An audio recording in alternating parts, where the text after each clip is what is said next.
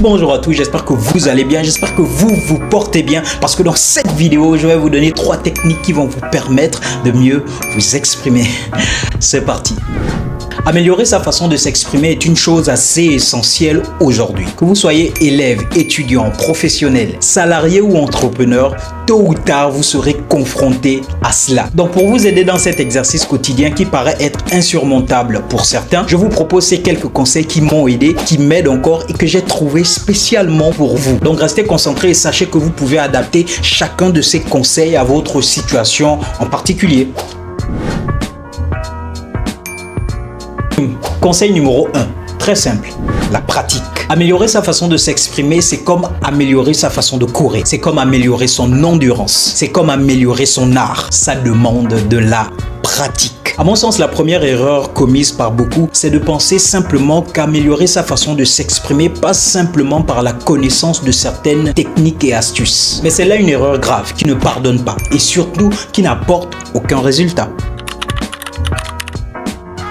La pratique a ceci de particulier, c'est qu'en réalité, vous êtes en situation réelle. Vous êtes dans l'interaction, vous êtes dans le moment présent. Encore une fois, exprimez-vous. Ne ratez aucune occasion de donner votre avis, même s'il s'agit d'un sujet que vous ne maîtrisez pas. L'objectif sous-jacent, c'est que vous appreniez à vous familiariser avec la situation de conversation. Notez ici que je n'ai même pas encore fait mention de comment vous devez vous exprimer, de quels sont les mots que vous devez utiliser, de quel est le registre de langue qu'il y a lieu d'utiliser. Ce que je veux que vous compreniez, c'est qu'il n'y a pas lieu de savoir fignoler français comme un aristocrate pour pouvoir vous exprimer correctement. Donc apprenez à rentrer dans les interactions, donnez votre avis. L'objectif ici, c'est de dépasser cette peur qu'on a souvent d'aller vers l'autre. Cette peur qu'on a, est bien de briser la glace.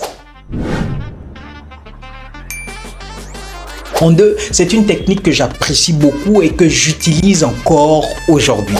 Créez-vous des scénarios. L'une des choses que je fais très souvent afin d'améliorer mes interactions futures avec les autres, c'est que je me crée des scénarios de conversation dans lesquels je dois m'exprimer, dans lesquels je dois donner mon avis, dans lesquels je dois défendre une idée ou une opinion. C'est vrai qu'au début, si vous n'êtes pas habitué, vous ne serez pas très à l'aise avec la situation. Mais vous devez comprendre que ce qu'il y a de particulier avec notre cerveau, c'est qu'il ne sait pas faire la différence entre une expérience réelle et une expérience factice. Donc, pour autant que vous vous conditionnez mentalement à être dans la même situation, votre cerveau considérera cela comme étant vrai. Maintenant, pour les plus sceptiques, parce qu'il y en a toujours, il faut bien que je donne un exemple. Allons-y et faisons cette petite expérience ensemble. Essayez de penser à là où les personnes que vous aimez le plus sur cette terre. Votre mère, votre père, votre frère peut-être, ou votre enfant. Et là, vous venez de les perdre dans des conditions terribles.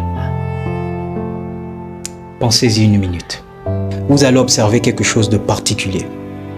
La couleur de vos yeux commence à changer. Et petit à petit, ils se remplissent de larmes. Le cerveau ne fait pas de différence.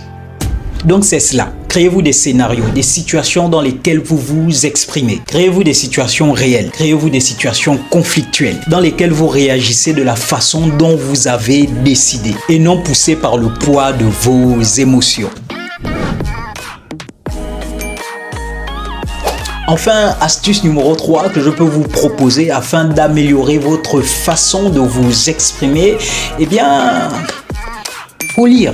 En fait, désolé, c'est pas bien dit. Je ne suis pas en train de vous demander d'aller lire des dictionnaires. Je ne vous demande pas d'aller lire des livres de Molière ou des pavés de 900 pages qui ne vous intéressent pas. Petit aparté pour ne pas blesser qui que ce soit. Si vous aimez lire des livres de Molière ou bien des pavés de 900 pages, si vous aimez le faire, eh bien faites-le. Mais si vous êtes comme la plupart des personnes, vous devez comprendre que le plus important, c'est que vous vous documentiez. Que ce soit via des audios, des vidéos, des documents ou des livres, car au plus vous serez au contact de ces nouvelles informations, au plus vous serez au contact de nouveaux mots, de nouvelles expressions et de nouvelles tournures de phrases que vous pourrez à votre tour utiliser.